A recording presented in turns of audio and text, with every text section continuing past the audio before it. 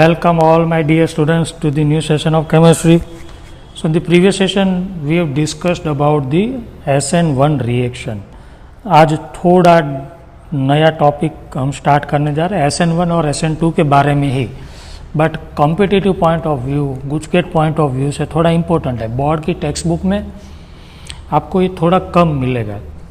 देखिए हमने क्या देखा था कि ये सबस्ट्रेट होता है, उसमें ये बॉन्ड पोलर है और उसी वजह से न्यूक्लियोफाइल इस पे अटैक करता है, because nucleophile is negative and carbon is positive, और इसीलिए ये X चला जाता है. ये X जब गया, आपको क्या लगता है जब X रिमूव हुआ तब इलेक्ट्रॉन लेके रिमूव हुआ था.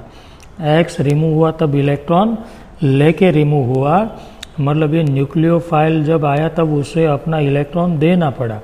तो इलेक्ट्रॉन देने वाले को हम क्या बोलते हैं, लुईस बेस. और इसने इलेक्ट्रॉन लिया न्यूक्लियोफाइल से तो it is called Lewis acid. Electron लेने वाला तो लुईस एसिड होता है ऑब्वियसली, तो ये लुईस एसिड हो गया. तो आपसे याद रखना कि सबस्ट्रेट जो होते हैं, substrate are Lewis acid, means उसे इलेक्ट्रॉन एक्सेप्ट करने हैं. लुईस इलेक्ट्रॉन पेयर एक्सेप्ट करते हैं लुईस एसिड. एंड न्यूक्लियोफाइल जो है they are Lewis base, because they are having to gain the electron pair. Electron pair sorry उसे जो electron pair क्या करना होता है, डोनेट. क्लियर. तो अब एक बात मैंने आपको 11th में GOC में लिखवाया था कि +M +H and +I effect is directly proportional to basicity. इसे अप्लाई करना तो हमने सीखा था थोड़ा बहुत, कार्बोकैटायन की स्टेबिलिटी के लिए हम अप्लाई करना सीख रहे थे इसे. बट एसिडिटी और बेसिसिटी में कैसे अप्लाई किया जाता है वो अभी हम नहीं देखेंगे, हम देखेंगे बाद में जब एसिड बेस वाला चैप्टर आएगा. बट इसे हम रिकॉल करेंगे क्योंकि यहाँ पे थोड़ा बहुत अप्लाई करना है. -MHI effect is directly proportional to acidity and inversely proportional to basicity. एक बार ऐसा है ना तो आप फिर से GOC पढ़ लेना, बिकॉज इस चैप्टर में हमें GOC को अच्छे से अप्लाई करना है. +M इफेक्ट कौन शो करता था आपको पता है ना, सिंगल बॉन्ड वाले फंक्शनल ग्रुप. -M मतलब Meta directing double bond triple bond वाले फंक्शनल ग्रुप. +H में सिर्फ अल्काइल ग्रुप थे, इसमें सिंगल बॉन्ड वाले, इसमें सिर्फ अल्काइल ग्रुप, इसमें भी अल्काइल ग्रुप. -M में डबल बॉन्ड और ट्रिपल बॉन्ड वाले ग्रुप थे, इसमें जनरली हम नहीं देखते थे, और इसमें अल्काइल ग्रुप के अलावा ऑल अदर ग्रुप्स थे. आज हम देखने जा रहे हैं न्यूक्लियोफिलिसिटी. न्यूक्लियोफिलिसिटी का मतलब होता है कौन सा न्यूक्लियोफाइल अच्छा है, स्ट्रेंथ ऑफ न्यूक्लियोफाइल. न्यूक्लियोफिलिसिटी का मतलब स्ट्रेंथ ऑफ न्यूक्लियोफाइल, मीन्स कौन सा न्यूक्लियोफाइल ज़्यादा अच्छा है, इसे हम बोलते हैं न्यूक्लियोफिलिसिटी. याद रखना, हर बार कहीं ना कहीं कॉम्पिटिटिव में या बोर्ड में या JEE में या नीट में कहीं ना कहीं आपको न्यूक्लियोफिलिसिटी का ऑर्डर पूछा जाता है. अच्छा, एक बात तो आपको मैंने बता दी कि न्यूक्लियोफाइल क्या होता है, लुईस बेस. तो अच्छा न्यूक्लियोफाइल कौन होगा, जो अच्छा बेस होगा. आप समझ रहे मेरी बात को. न्यूक्लियोफाइल को यहाँ पे बॉन्ड फॉर्म करने के लिए it has to donate the electron. So nucleophile is basically Lewis base. Then better nucleophile will be better Lewis base.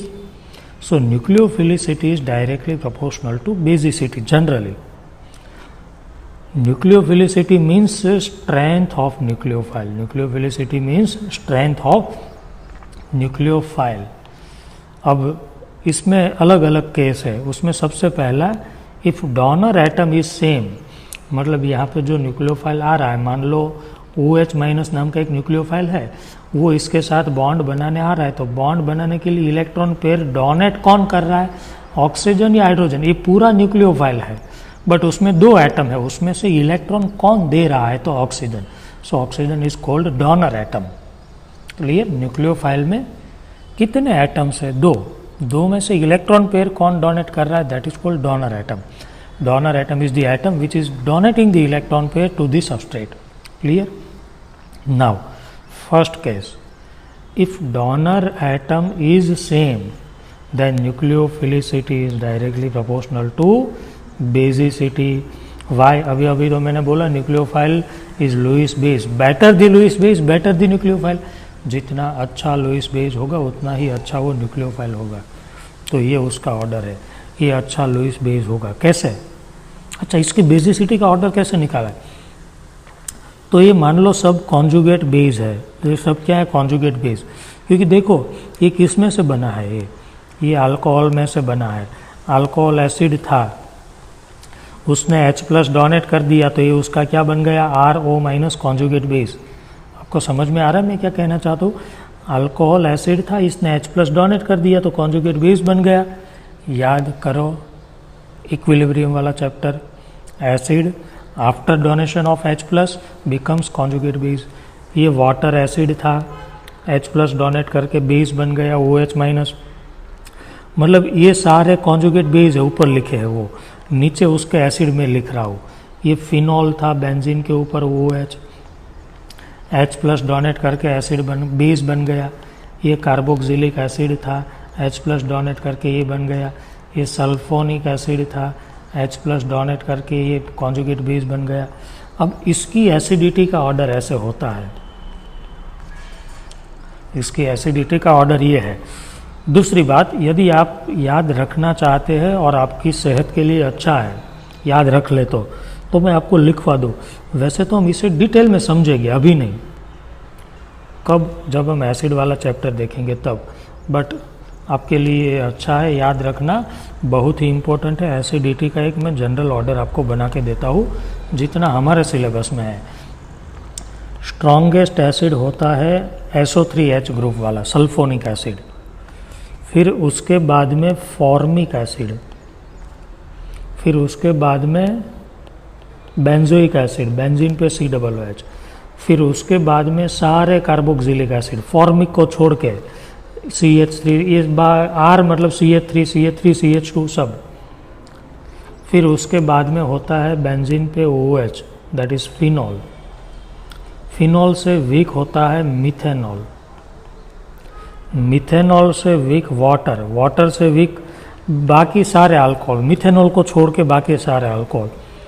उससे वीक एसिड होता है अल्काइन, उससे वीक एसिड होता है अल्किन, और उससे भी वीक एसिड होता है अल्केन। अब आप पूछेंगे ऐसा ऑर्डर क्यों?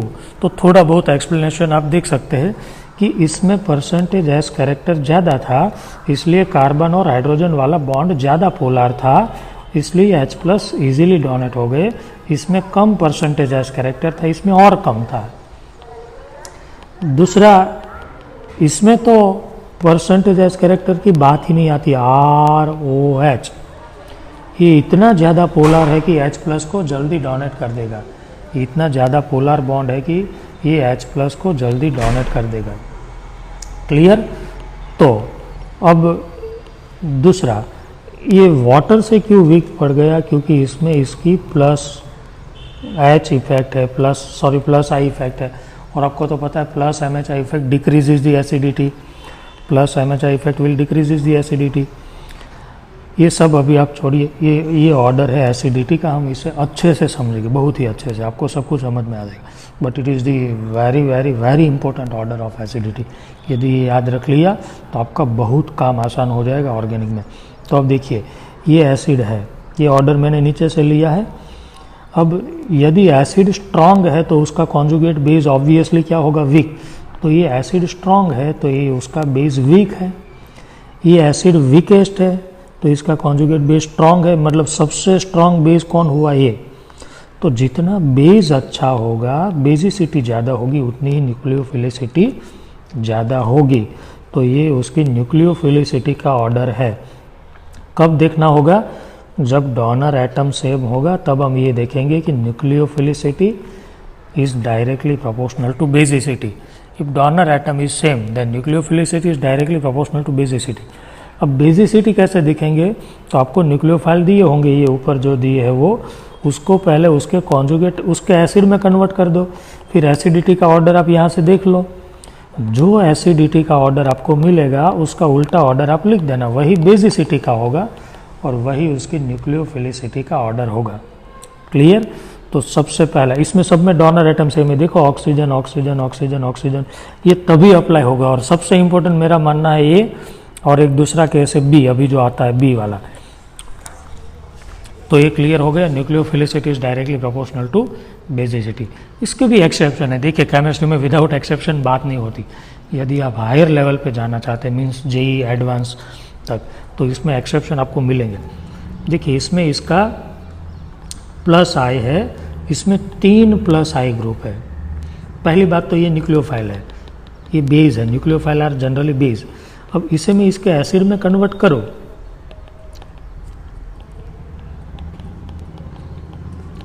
इसके एसिड में कन्वर्ट करो तो ये एसिड है। अब इसमें से कौन सा एसिड स्ट्रॉन्ग है आपको पता है? इसमें से इसकी प्लस आई इफेक्ट लगती है, और ये तीनों की प्लस आई तो ज़्यादा प्लस आई तो नीचे वाली इसमें लग रही है, इसमें तो जितनी प्लस MHI होगी उतनी ही एसिडिटी क्या होगी। देखो ये प्लस MHI इफेक्ट है तो एसिडिटी कम हो गई, तो जितनी प्लस MHI इफेक्ट ज़्यादा इतनी एसिडिटी कम, मतलब ये एसिड स्ट्रॉन्ग है, ये इसमें प्लस आई इफेक्ट कम है।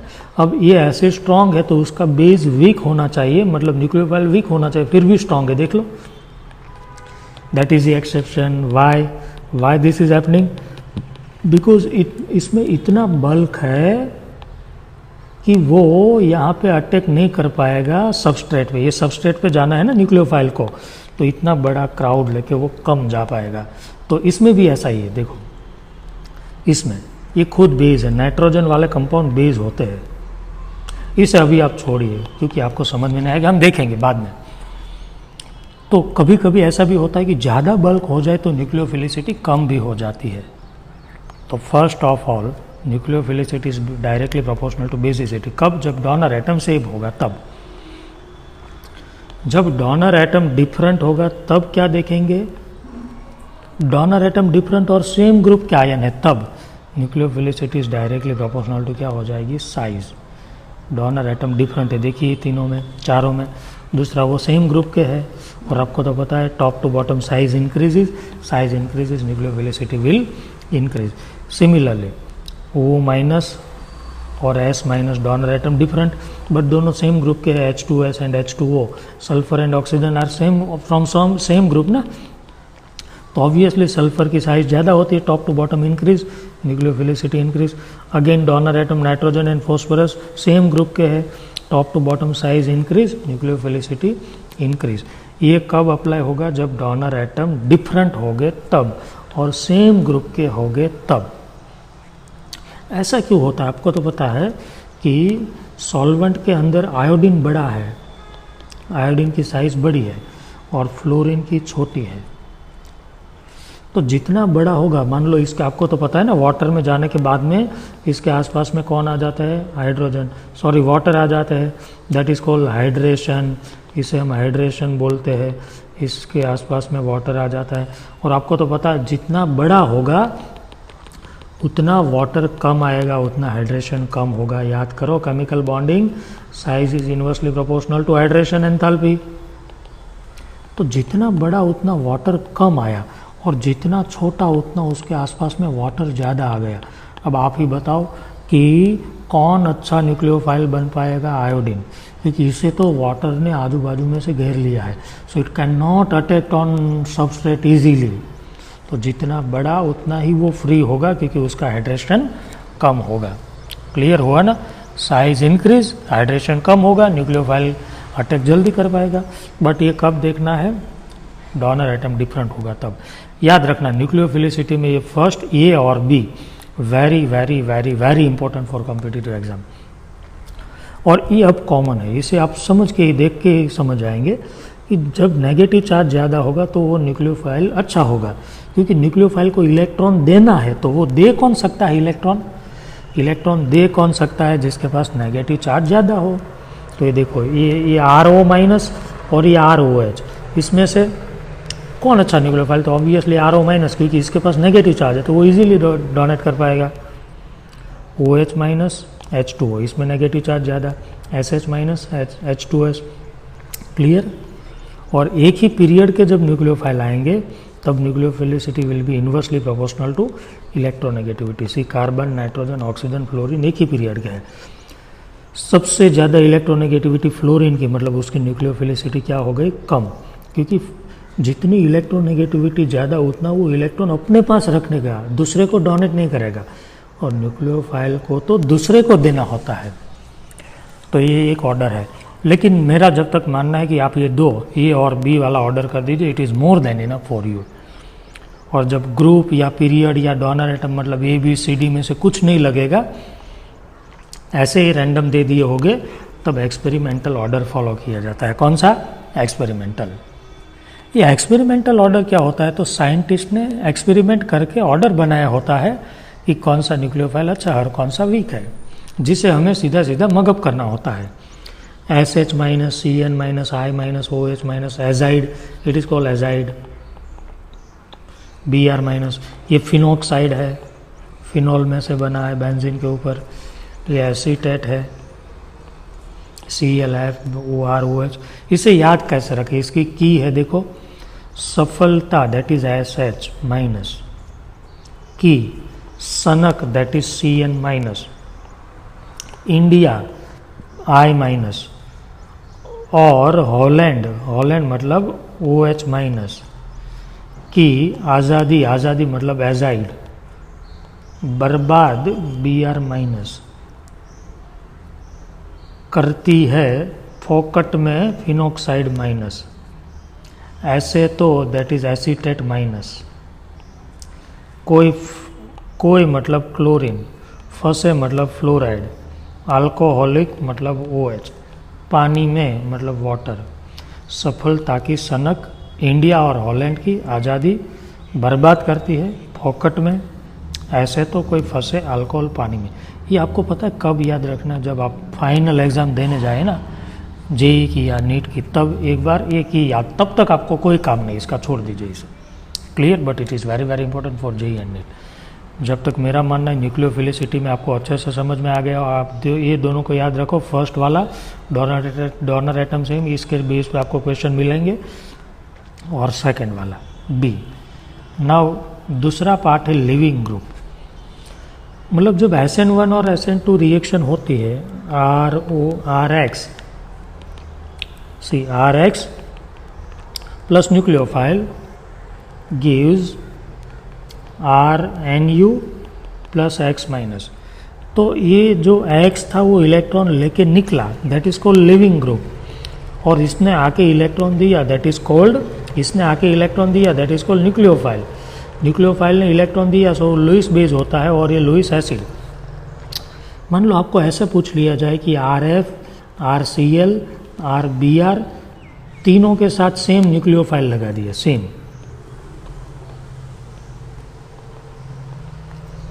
तब कौन स्पीड में रिएक्शन करेगा? न्यूक्लियोफाइल तो सेम है, तब आपको ये देखना होगा लिविंग ग्रुप कौन सा अच्छा है। और इसके बेस पे कैसे क्वेश्चन पूछे जाएंगे पता है? हम क्वेश्चन भी देखेंगे, न्यूक्लियोफिलिसिटी के बेस पे क्वेश्चन कैसे मिलेंगे आपको पता है? ऐसे होगा RF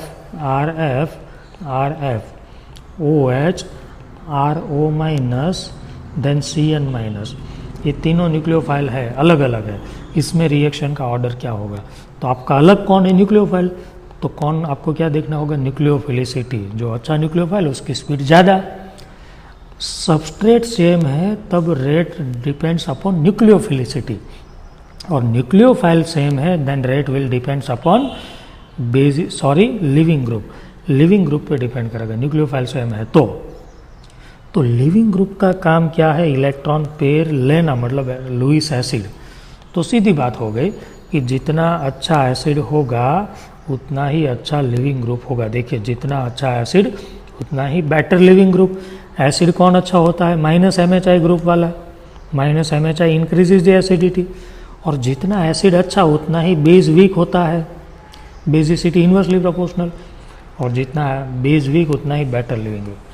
क्यों? क्योंकि लिविंग ग्रुप एसिड है, क्योंकि वो इलेक्ट्रॉन लेके जा रहा है, ले जाने वाला लुईस एसिड होता है, इसलिए जितना अच्छा एसिड उतना ही अच्छा लिविंग ग्रुप। एग्जाम्पल आपके सामने है लिविंग ग्रुप का। देखिए, ये I माइनस BrClF, ये बेस है, इसके एसिड बना हुआ HF HCl HBr HI। यदि आपको इक्विलिब्रियम वाला चैप्टर याद है तो मैंने बोला था हाइड्राइड मतलब HX वाले जो एसिड होते हैं हाइड्रोजन वाले, उसकी acidity top to bottom increase होती है। तो ये बेस्ट एसिड है, बेस्ट एसिड है, तो इसका बेस वीकेस्ट होगा। I माइनस बेसिसिटी का ऑर्डर ये हो जाएगा I माइनस। ये थोड़ा वीक एसिड है तो उसका बेस थोड़ा स्ट्रांग होगा, ये थोड़ा स्ट्रांग, ये और स्ट्रांग। आया समझ में? ये एसिडिटी का ऑर्डर था तो ये बेसिसिटी का हो गया, और basicity is inversely proportional to leaving group, तो ये बेसिसिटी का ऑर्डर को उल्टा कर दिया तो ये लिविंग ग्रुप का नेचर हो गया। देखो ये लिविंग ग्रुप हो गया। आया समझ में? यानी कैसे मैंने सॉल्व किया? Clear? That is the leaving group. और याद रखना बोर्ड के लिए, जेई के लिए, नीट के लिए कंपलसरी है ये वाला कौन सा, तो IBrClF, इसके लिविंग ग्रुप का order most most most most important. Clear? इसके बारे में क्या कहना है? देखो ये एसिड था ROH, ये वाटर और ये फिनॉल। आपको तो पता है एसिडिटी का ऑर्डर ये ऐसे होता है, तो ये एसिडिटी का ऑर्डर है तो इसके कॉन्जुगेट बेस का ऑर्डर उल्टा होगा, इसके कॉन्जुगेट बेस का ऑर्डर उल्टा होगा। ये बेसिसिटी का ऑर्डर है तो basicity is inversely proportional to leaving group, तो लिविंग ग्रुप का ऑर्डर फिर से उल्टा हो गया, तो ये उसके लिविंग ग्रुप का ऑर्डर हो गया। ये कहाँ से निकाला मैंने? फिर से एसिडिटी के ऑर्डर से। क्लियर? तो ये है लिविंग ग्रुप। अच्छा लिविंग ग्रुप कौन होगा? I minus. It is very very very important for board also. Now ये एक्स्ट्रा इंफॉर्मेशन है, इसे याद रखना है तो रखे या तो नहीं। कई बार क्या होता है कोई लिविंग ग्रुप अच्छा नहीं होता बट वो लोग उसे अच्छा बना देते हैं। देखो ये OH is not better leaving group, but ये लोग क्या करते हैं पता है, इसे एसिड में ऐड कर देते हैं एसिड के साथ, तो इसमें एसिड H+ आ गया, इसके पास तो इलेक्ट्रॉन है नहीं, तो ये इलेक्ट्रॉन उसे OH दे के इसमें कन्वर्ट कर देगा ROH2 में। अब आपको तो पता है ऑक्सीजन पे प्लस चार्ज अच्छा नहीं लगता है, तो ऑक्सीजन इमीडिएटली इलेक्ट्रॉन लेके निकल गया, तो वाटर निकल गया। देखिए ये इजीली नहीं निकलता था, इसलिए मैंने उसे OH2 में कन्वर्ट कर दिया ना। OH2 is better leaving group. तो कई बार हम ऐसे भी देखेंगे कि ये अच्छा लिविंग ग्रुप नहीं होता but we will convert the OH into better leaving group. Clear? Now final, कल हम SN1 और SN2 के एग्जाम्पल करेंगे बोर्ड की टेक्स्ट बुक में से। उससे पहले आज मैं आपको वो सिखाऊंगा कि कैसे हम SN1 रिएक्शन या SN2 वो पहचान पाएंगे। देखिए पहली बात तो आपको हैलो अल्केन और न्यूक्लियोफाइल दिखे, हैलो अल्केन और न्यूक्लियोफाइल, तो इट मे बी SN1 और SN2। Clear? It may be SN1 और SN2। वो SN1 भी हो सकती है और SN2 भी हो सकती है। अब कैसे पता चलेगा SN1 है? तो मान लो टर्शरी दिख जाए, टर्शरी हैलो अल्केन, तो जनरली मोस्टली है SN1 होगी। और मिथाइल और प्राइमरी दिख जाए, प्राइमरी हैलो अल्केन या तो सिर्फ मिथाइल हैलो अल्केन, तो मोस्टली क्या होगा? SN2, क्योंकि पता है ना SN2 में बल्क कम होना चाहिए, बैक साइड अटैक करना था ना, इसलिए। सॉल्वोलिसिस मतलब ये न्यूक्लियोफाइल है, उसकी जगह पे सिर्फ आपको ऐसे दिख जाए वाटर, मिथेनॉल, कोई सॉल्वेंट दिख जाए इसमें से, वाटर, मिथेनॉल, इथेनॉल, तो वो ऑलवेज SN1 होगी, ऑलवेज। आपको न्यूक्लियोफाइल की जगह पे वाटर, मिथेनॉल, इथेनॉल दिख जाए तो, और पोलर ए प्रोटिक सॉल्वेंट दिख जाए तो समझ लेना वो ऑलवेज क्या करवाना चाहते हैं? SN2, DMF, DMA, DMSO, it is always SN2। Aqueous AgNO3 और मॉइस्चर Ag2O दिख जाए, एक्वियस AgNO3, इससे तो हम नीट में जेई में आप ज़्यादा देखेंगे, बट ऐसा कहीं पे दिख जाए तो ऑलवेज SN1 होगा। अच्छा, इसमें अटैक कौन करेगा? तो एक्वियस मतलब वाटर है ना, तो वाटर में से OH माइनस न्यूक्लियोफाइल का रोल प्ले करेगा, इसमें न्यूक्लियोफाइल वाटर होगा। हम कल एग्जाम्पल देखने वाले हैं। ज़्यादा स्ट्रॉन्ग न्यूक्लियोफाइल दिखे, cyanide, aqueous OH, I minus, N3 minus, NH3, तो वो आपका SN2 हो सकता है। इसमें देखिए ये हैलोजन वाला, ये जो क्लोरीन वाला कार्बन है ये प्राइमरी है, फिर भी SN1 होगा। क्यों SN1 होगा? क्योंकि यहाँ पे ये देखो इसमें क्या होता है पता है, ये बॉन्ड टूटने के बाद में यदि कार्बोकैटायन बन गया तो स्टेबल होगा पाई सिग्मा प्लस चार्ज, इसलिए। और आपको तो पता है SN1 में कार्बोकैटायन बनता है, तो इसमें से बनने वाला कार्बोकैटायन ज़्यादा स्टेबल है, so it will prefer the SN1 primary होने के बाद भी। इसमें भी ऐसा ही है, हेलोजन वाला है प्राइमरी, बट बीटा कार्बन पे मतलब नेक्स्ट कार्बन पे भी बल्क आ गया है ना, तो बल्क में तो SN1 ही होता है। तो इतने केस आप याद रखना। जनरली बोर्ड में तो इतना भी आपको नहीं, मैं आपको कल सिखाऊंगा तो आपको बहुत आसान लगेगा, बट इतना कुछ सिखा दिया है कि थोड़ा बहुत इसमें से आपको आ जाएगा। क्लियर? इसलिए मैंने आपको इतना सारा सिखाया। फिर हम रिपीटेडली इसे याद करेंगे, नेक्स्ट चैप्टर में भी इसे याद करना होगा। दूसरा मैं एक आपको हिंट देता हूँ कि SN1 में आपको क्या करना है, पहले X माइनस को रिमूव कर दो। SN1 में ये खास याद रखना, रिमूव द X माइनस, ये लिख लेना। X माइनस जाने से क्या बन जाएगा, कार्बोकैटायन, इंटरमीडिएट कार्बोकैटायन। और फिर देखो इसमें शिफ्ट हो सकता है तो रीअरेंजमेंट करवाओ यदि पॉसिबल है तो। रीअरेंजमेंट करने के बाद में जो कार्बोकैटायन मिला, रीअरेंज्ड कार्बोकैटायन, उस पर न्यूक्लियोफाइल का अटैक करवाओ, डायरेक्ट नहीं, जैसे मैंने मार्कोनिको एंटी मार्कोनिको में सिखाया था ना, बस ऐसे। क्लियर? तो SN1 में आपको ये करना है, पहले X को निकालो, फिर कार्बोकैटायन बन जाएगा, वो कार्बोकैटायन को रीअरेंज करवाना सीखो, यदि हो सकता है तो करवाओ। आपको पता है कि शिफ्ट कैसे होता है, 11th में मैंने सिखाया था। यदि हो सकता है तो अदरवाइज डायरेक्ट न्यूक्लियोफाइल आने दो इस पे। और दूसरा एक मैंने लिखवाया भी था कि यदि न्यूक्लियोफाइल कायरल सेंटर पे आएगा तो आपकी प्रोडक्ट ऑप्टिकली क्या होगी, एक्टिव। वो सब हम देखेंगे, डोंट वरी अबाउट इट। आज सिर्फ आप इंफॉर्मेशन लिख लो। और SN2 में तो आपको क्या करना है पता है, डायरेक्ट X को निकाल के न्यूक्लियोफाइल को जोड़ दो और प्रोडक्ट मिलेगा, वो इन्वर्टेड मिलेगा, पता है ना, हाइड्रोजन ये साइड थे तो हाइड्रोजन वो साइड चले गए थे। Clear? That is SN2 reaction. इतना आप लिखो, एक बार पढ़ो, जितना याद रहता है रखो, जितनी याद रहता है उसे रखने की कोशिश करो। नेक्स्ट सेशन में आप SN1 SN2 पूरा पढ़ के आना पहले से, और हम अच्छे अच्छे एग्जाम्पल करेंगे और आपको समझ में भी आने लगेगा, don't worry about it. Clear? तो आज के सेशन को हम यहीं पे रोकते, मिलेंगे नेक्स्ट सेशन में। Till then good bye.